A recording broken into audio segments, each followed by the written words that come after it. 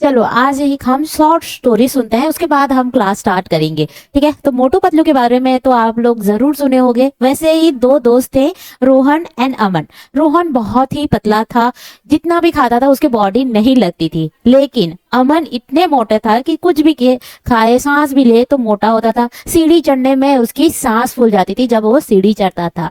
एक दिन क्या हुआ कि ये दोनों दोस्त डॉक्टर के पास गए और डॉक्टर के पास अपनी जो भी प्रॉब्लम्स है वो बताए।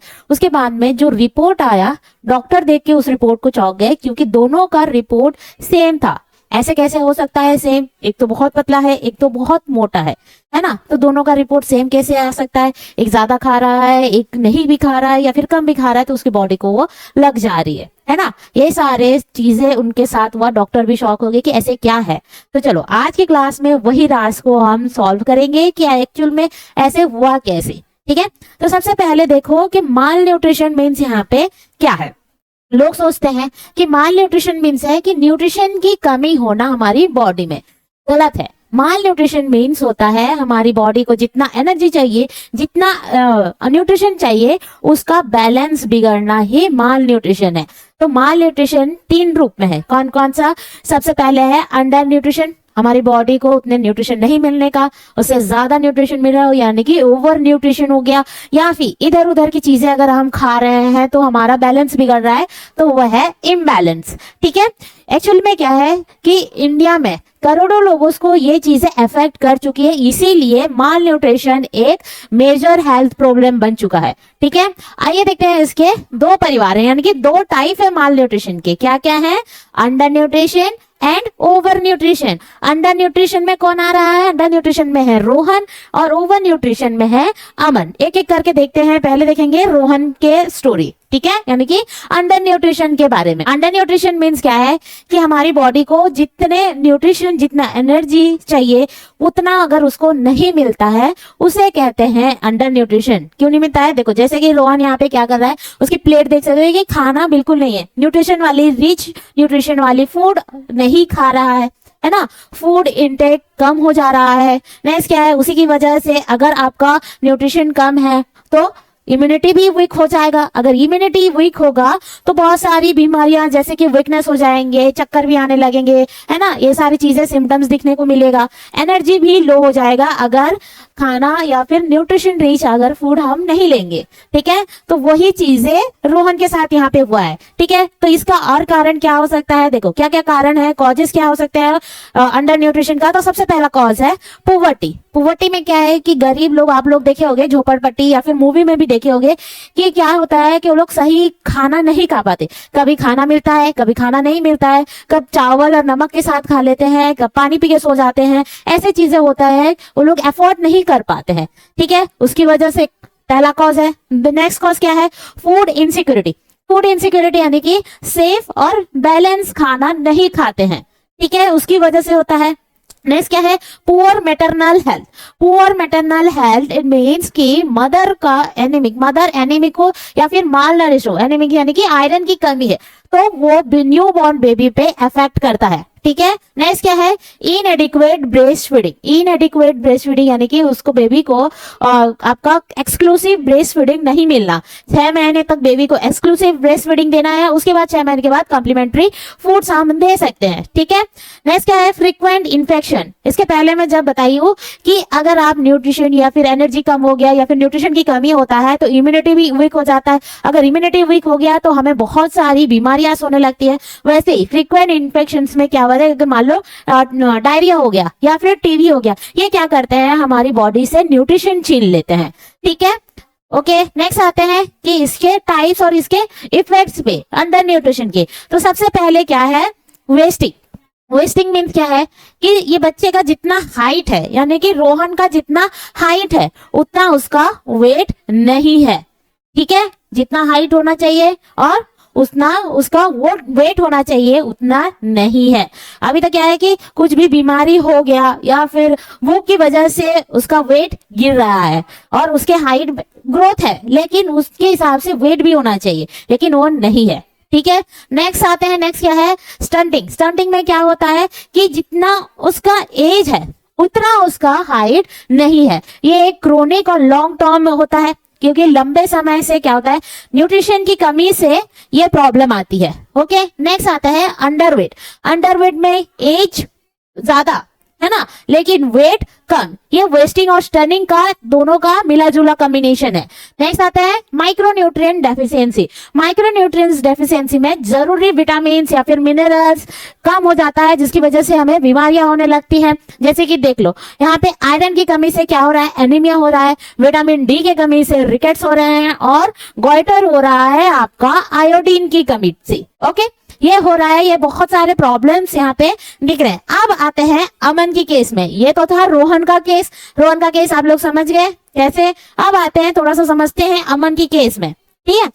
यानी कि ओवर न्यूट्रिशन। ओवर न्यूट्रिशन जब बॉडी को जरूरत से ज्यादा न्यूट्रिशन खासकर कैलोरी मिल जाता है, जिससे ओबेसिटी हो गया या फिर उसके रिलेटेड और भी बहुत सारे बीमारियां होते हैं, जिसको बोला जा रहा है ओवर न्यूट्रिशन।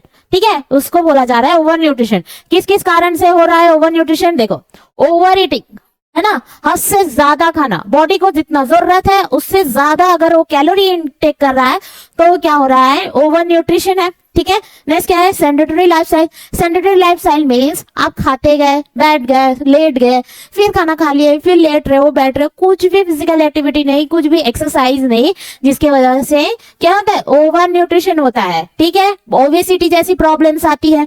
नेक्स्ट क्या है, प्रोसेस्ड फूड। प्रोसेस्ड फूड में क्या है, जंक फूड है या फिर शुगर और सैचुरेटेड फैट इसमें ज्यादा रहता है, तो उसका इंटेक अगर आप ज्यादा कर रहे हो। ठीक है, नेक्स्ट क्या है, हार्मोनल इम्बैलेंस। हार्मोनल इम्बैलेंस यानी कि हाइपोथायराइडिज्म हो गया या फिर पीसीओएस हो गया, उसके वजह से होता है। नेक्स्ट क्या है, जेनेटिक फैक्टर। जेनेटिक फैक्टर में क्या है कि अगर आपके फैमिली में किसी को ओबेसिटी हो या फिर मेटाबॉलिक डिसऑर्डर जैसे फैमिली हिस्ट्री है, तो उसके रीजन से भी ये प्रॉब्लम हो सकती है। ठीक है, अब देखते हैं कि इसका क्या इफेक्ट्स आ सकता है, क्या क्या इफेक्ट्स है। तो सबसे पहले है वेट गेन और ओबेसिटी, है ना। हम तो जान लिए कि किस वजह से हो रहा है, तो अब उसका क्या असर होगा ये देखते हैं।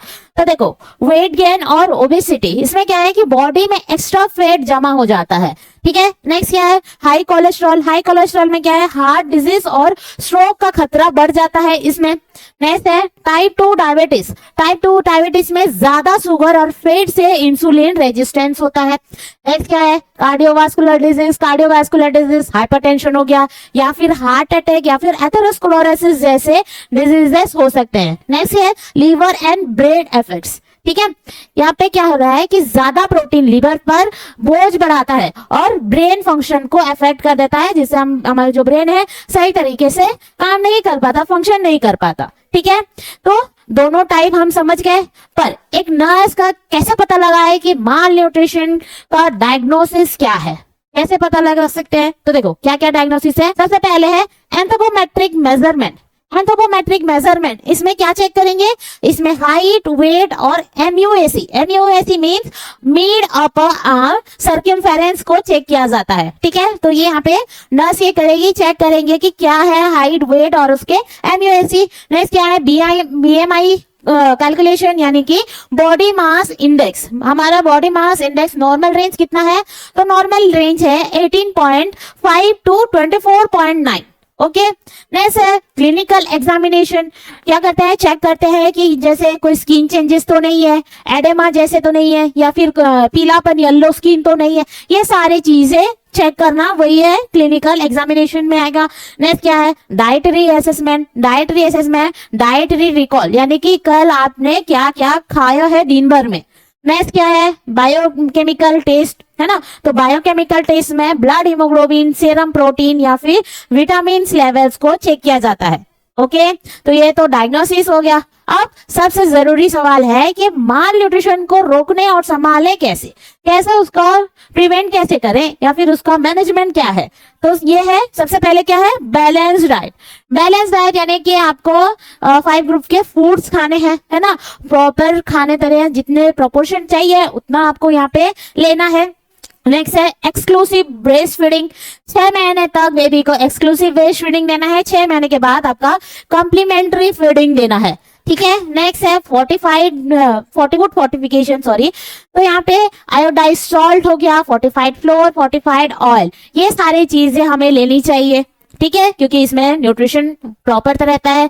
जो अंडर न्यूट्रिशन है वो सही प्रोपोर्शन से खाएगा, और जो ओवर न्यूट्रिशन है किस तरीके से खाना है ओबेसिटी के कारण से, और वो क्या है ज्यादातर कैलोरीज रिच फूड खा देते हैं, इसीलिए ओबेसिटी होता है, लेकिन वो चीज नहीं खानी है। ठीक है, नेक्स्ट है health education. Health education nutrition और हाइजीन के बारे में लोगों को जागरूक करना। ठीक है, नेक्स्ट क्या है इम्यूनाइजेशन, इन्फेक्शन को रोकने के लिए, क्योंकि इन्फेक्शन क्या करता है हमारी बॉडी से न्यूट्रिशन को चुरा लेता है, इसीलिए हमें पहले ही इम्यूनाइज हो जाना है, क्योंकि अगर हम कोई भी डिजीज आ रहा है उसका हम वैक्सीन वगैरह ले रहे हैं, इम्यूनाइजेशन ले रहे हैं, तो इन्फेक्शन हमारे पास नहीं आएगा, है ना, हम उसको रोक सकते हैं। ठीक है, नेक्स्ट है treatment of infection. Treatment of infection यहाँ पे क्या है कि डायरिया हो गया या फिर पेट दर्द कुछ भी हो रहा है तो हम मेडिसिन का यूज कर सकते हैं। जैसे कि डायरिया दस्त हो गया तो उसमें हम ज्यादातर क्या है ORS लेते हैं, है ना, तो उसका ट्रीटमेंट, कोई भी इन्फेक्शन हो रहा है तो उसका ट्रीटमेंट हम करते हैं।